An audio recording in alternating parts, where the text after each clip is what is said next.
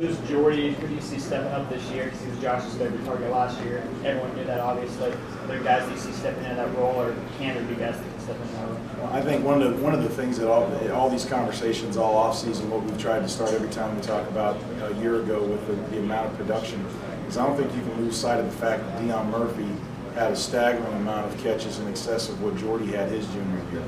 And I think there's a lot to that. It's obviously the development of Josh in his second year.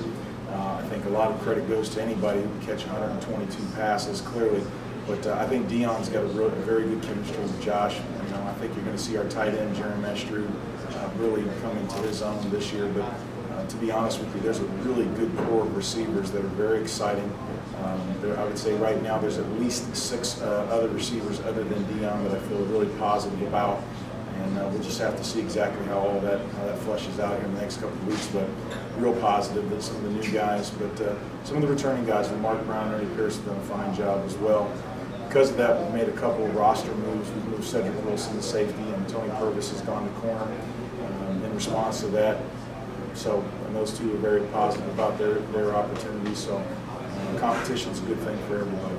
Coach, you mentioned Deion Murphy. His personality kind of carries him. How important is it to let Deion be Deion, but also maybe keep it in check, especially this senior year with him more of a leadership role, I guess? Right. No one's ever accused Deion Murphy of not loving football, and that's the thing I like about him. He loves football. He trains. He prepares. That's something that the coach appreciates from the standpoint of being a women's special teams player and all those things. I'm very positive with him about that. Since we haven't started classes, we won't talk about some of the other things that I like to get on him about, and all the young people about their obligations to go to class and do well. He's doing those things. He fulfilled all the things that I asked him to do.